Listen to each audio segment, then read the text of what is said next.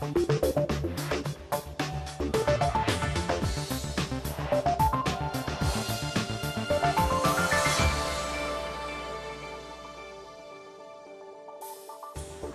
and welcome to the programme. I'm Nima Abouardi and we're in Dubai. Now all eyes across this region are on events in Egypt as unrest in the country continues. We're looking at the impact of this on Egypt's economy and the wider region. Also coming up on the programme, could rising food prices provide a spark elsewhere in the region?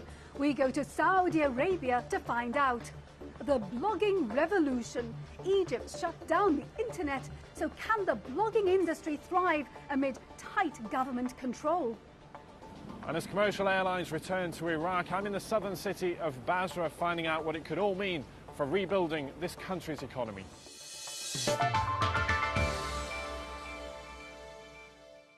But first, the speed and force of protests in Egypt surprised many, but the underlying causes did not. The economic and social problems that sparked protests in Egypt and Tunisia are mirrored in many countries across this region. And it's the lack of prospects and opportunities that pushes people to leave home and seek work in more affluent places like the Gulf, as Katie Watson has been finding out here in Dubai.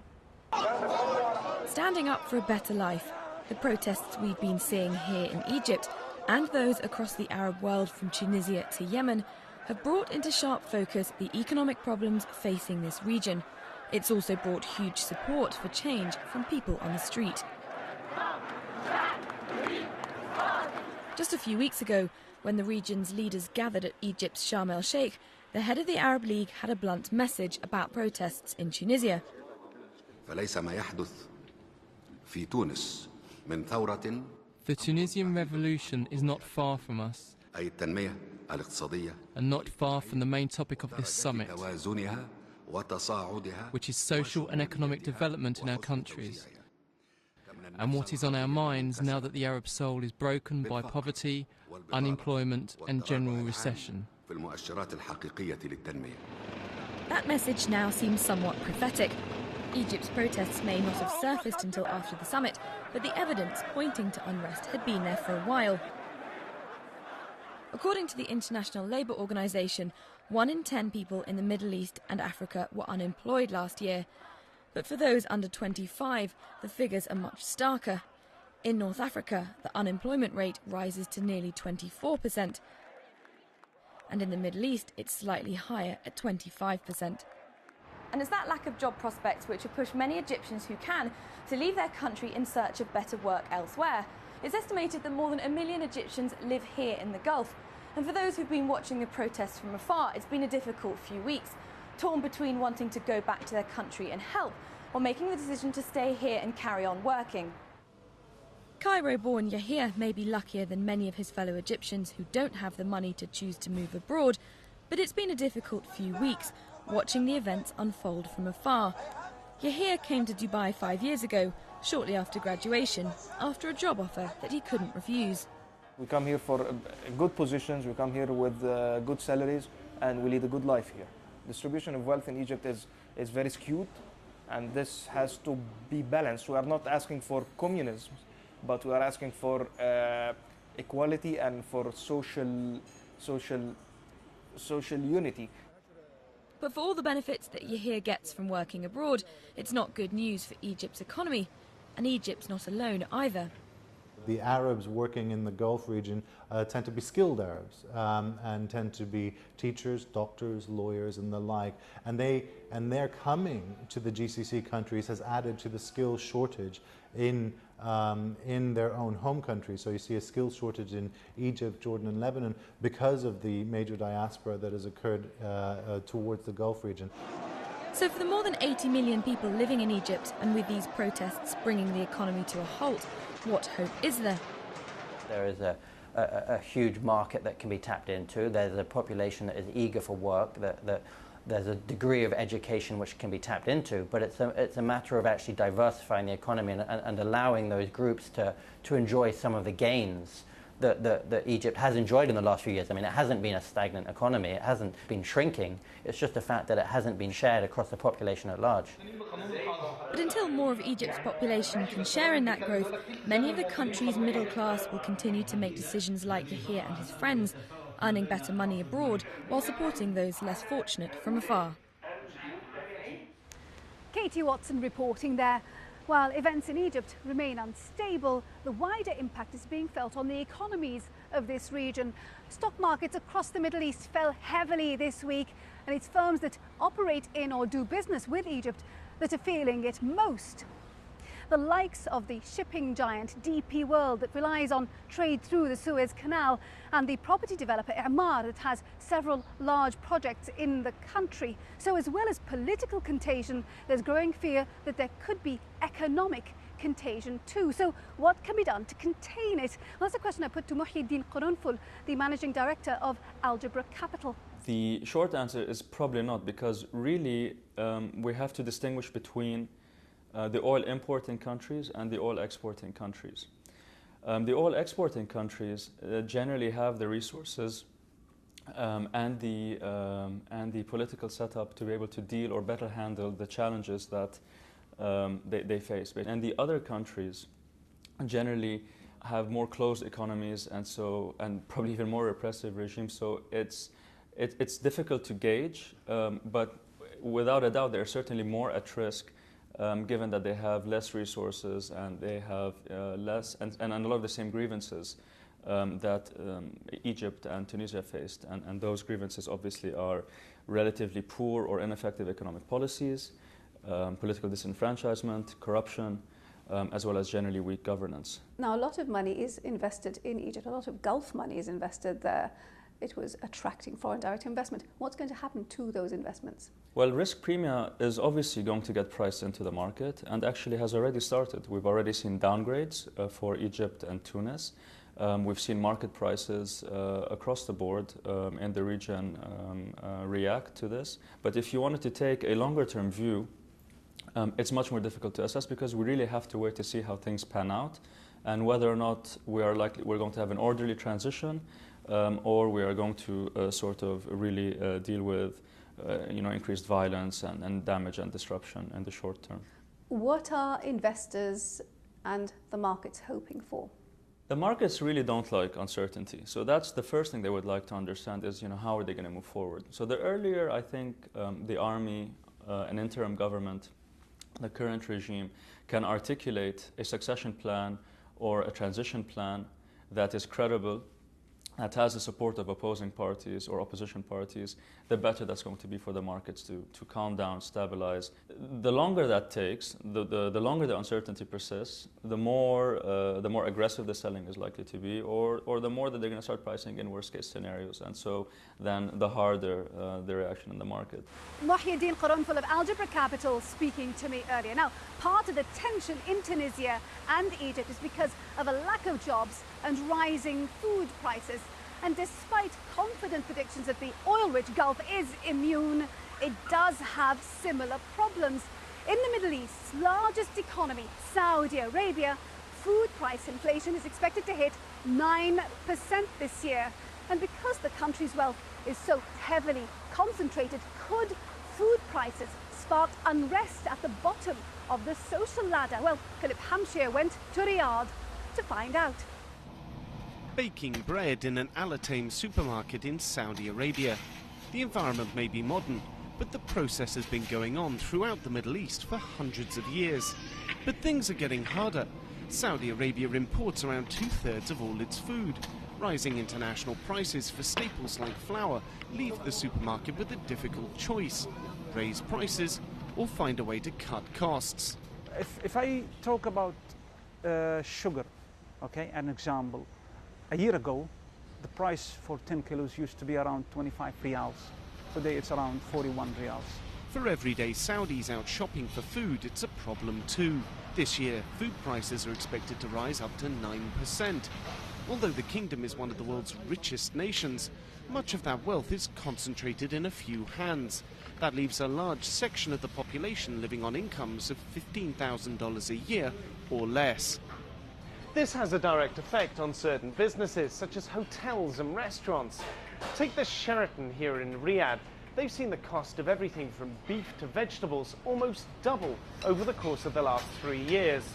Not only are the costs of putting together meals increased, workers also start demanding higher wages so that they too can keep their families fed. So we have to balance between the satisfaction of our employees and between the satisfaction of or the targets that we have by the end of the year from our company. And that's where the real problems start. Egypt and Tunisia have suffered political turmoil that ultimately stem from economic problems. All of the countries in the Middle East face similar structural challenges, be it in the way of inflation, in the way of unemployment, youth unemployment, in the lack of private sector job creation. Definitely everybody in the region has more or less similar problems. So what can be done? Al-Attaim is trying to keep prices down through novel techniques. Take this rice, which is at a price not seen for 5 years because they now source directly from suppliers, cutting out middlemen. The government is also boosting food security by buying tracts of land abroad in more fertile regions. There, it's placing farms. In Saudi Arabia, it's about a year or 2 years ago, we started looking at Africa as a solution or as a choice for us to start cultivating, let's say, rice, for example. So can Saudi avoid the turmoil of other countries? Here, you have a lot of buffers available. The Gulf states have available buffers that allow them to maneuver and allow them to provide a lot of cushioning. They're sitting on huge fiscal surpluses, some of them, if not many of them, and they're capable to distribute that. In the centre of Riyadh lies the Globe restaurant in the Al Faisaliyah. With its panoramic views, it's a popular choice for Saudis who've got high incomes. Even here, though, it's having an effect. In a way, that's good. It means the country's leaders, when they're out admiring Riyadh around them, are also made aware of the problems Saudi Arabia faces. Philip Hampshire reporting from Saudi Arabia there. Right, we're going to take a short break now. When we come back, Basra bound as more commercial airlines fly to Iraq. We look at who's benefiting from these renewed economic ties.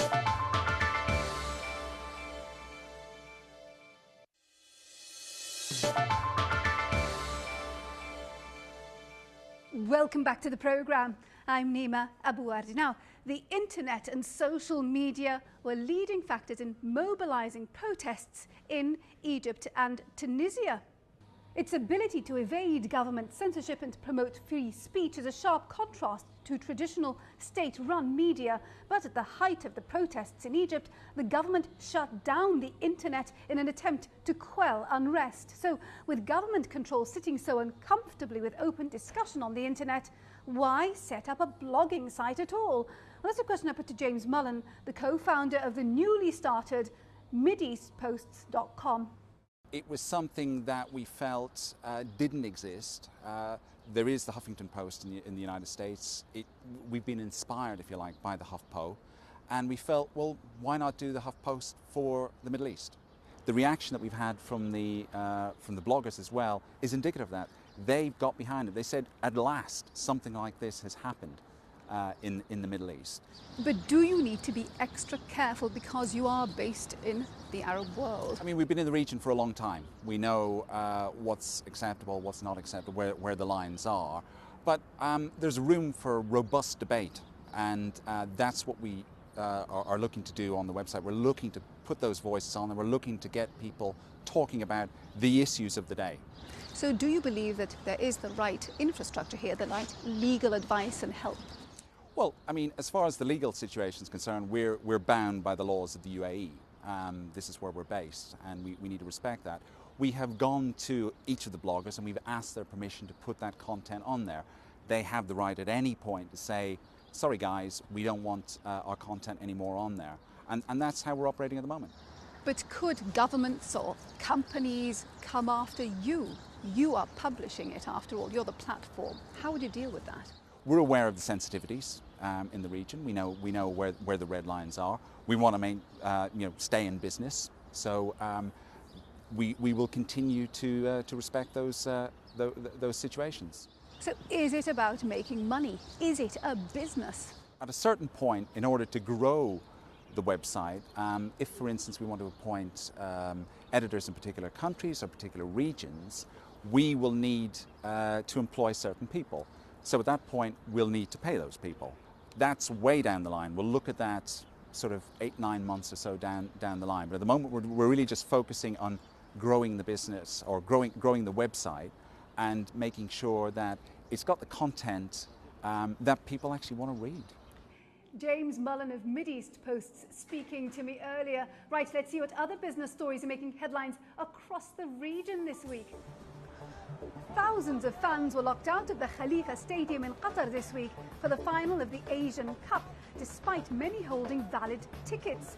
The event had been billed as a dress rehearsal for Qatar's 2022 World Cup, but has since sparked criticism from fans. It follows comments this week from the president of the Asian Football Confederation, who said Qatar should host the World Cup alone and not spread games across the Gulf.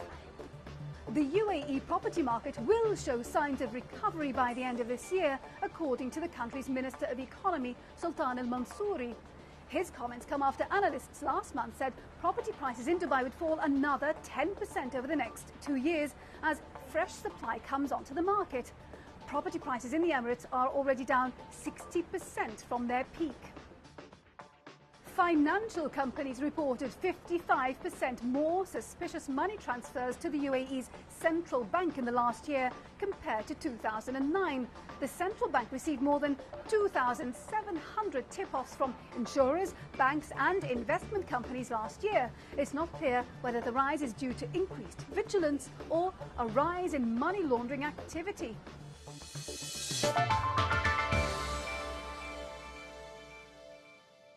Now, this week sees the first Emirates flight to Basra. It's one of a growing number of airlines that are flying to key cities across Iraq. And they say that despite security risks, demand is growing and it's a lucrative market to be in. So what could the impact be on the local economy? Well, Ben Thompson is in Basra to find out. This is Basra in southern Iraq, the scene of some of the worst fighting during the war and the years that followed. But since then, Basra has slowly and steadily found peace. The violence hasn't stopped here completely, but the contrast to elsewhere in Iraq is clear. And that renewed stability brings new economic opportunities. Basra is the banker for the entire country. It sits on 70% of the oil reserves and accounts for 90% of government revenues. The Rumaila oil field north of the city is thought to be the 4th largest in the world. And so getting this region back into work is the key to getting Iraq back in business. With this sort of very high prices for oil, the Iraqi oil going to increase by 2 million by the end of the year. So the Iraqi economy and the state will have a lot of money to spend on infrastructure contracts. So the calculation is the economic situation improving. Security situation is improving. For example, there have never been an attack on oil installation for the last 2 years, and oil company going back to Iraq without any problem now. So I think that the whole judgment that Iraq economy and security improving very fast. And as the economy improves, so too does its demand for goods and services from overseas. And that's persuaded the region's airlines that resuming daily services to Iraq's main cities now makes sound financial sense. The income of this country is coming around $73 billion. So it's a massive number which can be invested into the infrastructure of Iraq. I think by the foreign investment, an investor coming into Iraq will generate a lot of traffic into the airline industry. I think, I'm talking about the rest of the airlines, I think Basra will be, and Baghdad, the point that they should consider. And that also brings benefits for the local economy. The governor of Basra told me foreign investment is vital to kickstart this region's revival. Basra is an important city because it's Iraq's financial capital. It needs to be rebuilt because the 3 wars have destroyed it. It needs investment and the Gulf has huge financial means, so we're ready to welcome them and prepare the investment opportunities for them. We need residential projects, we need hotels and tourist projects. We need to develop agriculture, we need roads and bridges, we need a lot of things. And despite ongoing security concerns, the rush back to Iraq is well underway. Firms that pulled out of the country in the midst of the unrest are now returning. Shops are reopening and factories are working again.